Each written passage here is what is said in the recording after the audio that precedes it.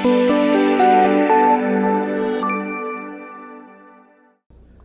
this is Tom Salemi. We're here at OIS at ASCRS, and we're happy to be joined by two guests. We have Tom Frinzi, Worldwide President, Surgical, and Joseph Boorady, Global Vice President, Ocular Surface Disease of Johnson & Johnson Vision. Gentlemen, thanks for joining us. Oh, it's a pleasure to be here, Tom. Thanks for having us. It's a great time to be talking about J&J Vision because you're tapping into both areas that we've been covering with our OISs, both optometry and ophthalmology. Of course, ophthalmology being our traditional sense, but let's talk about this integration, why you're both here together. I mean, TearScience was acquired by J&J. How did that integration go? And give us an update on where it's at. I'm assuming it's complete since you're sitting side by side. Yeah, well, great question, Tom. Thanks for having us. So the bulk of the integration is complete, and I'm happy to say that the integration is going very smoothly. Currently, we're working on leveraging the power of the full J&J organization, and so that takes a little bit more time, but we're working hard to do that. And clearly, the TearScience portfolio of products fits very nicely into the portfolio that Johnson & Johnson Vision currently has. So if you think about the cataract, refractive, and contact lens patients, all have very significant ocular surface needs. And so the TearScience portfolio is kind of a natural fit. Mm-hmm. Well, how is it structured? Because if you look at the website, which looks great, by the way, it does seem like a big, one whole happy, holistic family. You've got everything covered. Are there still silos at J&J Vision where someone's servicing the optometrist, someone serving the ophthalmologist, or are you finding a way to integrate those businesses? Yeah, I think when you think about Johnson & Johnson Vision, there's really two key pillars, right? You have the vision care business based out of Jacksonville, Florida, which is really our contact lens business and our consumer eye health products. And then you have the surgical business based on the West Coast, Southern California, which is really our LASIK business, our cataract business, and our ocular surface disease business. So it's really not three business segments, it's really two. But you're right, we serve both O's, if you will. Mm-hmm. Whether a patient presents itself to optometry or ophthalmology, they have the same needs. And we think the combination of these businesses now give us such a broad-based portfolio that we can really take care of a patient's visual needs for a lifetime. Whether you're a young myope or a 60-plus-year-old with lens-based changes and everything in between, our portfolio now is broad enough that we think we're very well positioned for today and tomorrow. Are your salespeople carrying everything in that massive bag that they're going to visit, or do you have certain people for certain products? No, fair question. I think because optometry and ophthalmology are different. Sure. Our customer-facing organizations need to be different.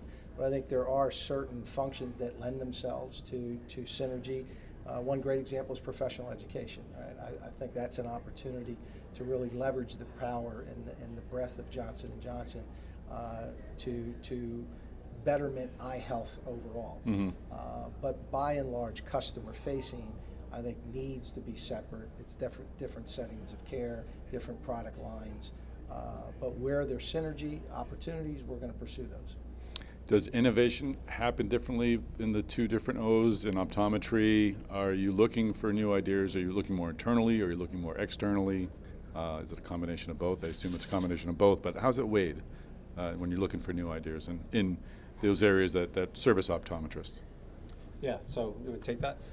Yeah, I would say it's weighed fairly equally. It's really where the opportunities are, and a lot more of the opportunities, just like the TearScience opportunities, crossing both boundaries. It's really bridging the O's from optometry through to ophthalmology. Mm-hmm. So more and more of the technologies that we're seeing have overlap, and there's a lot more interaction between the optometrist and ophthalmologist more and more every day. So as optometrists try to become more comprehensive providers and are doing more of the more and more routine procedures as well as the surgical due to demand, and you have optometrists trying to expand as well and do more and more procedures.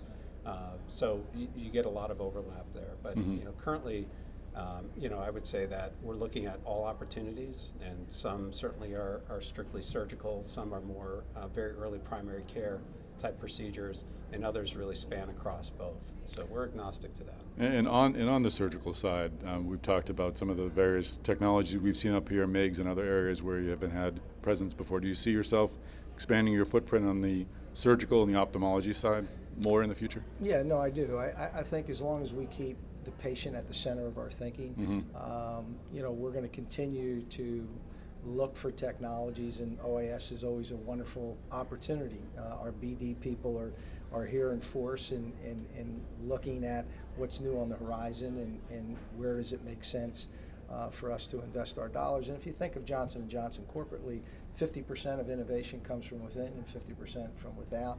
And I think within the vision business will be no different.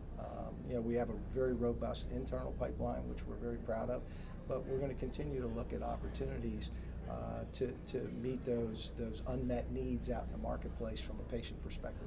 Excellent. And final question, it's kind of a broad one, but just what's next? What can we expect from J&J Vision over the next couple of years? Well, I think, look, we want to outpace the market, and you know as well as I, Tom, the pace of innovation within ophthalmology is critical.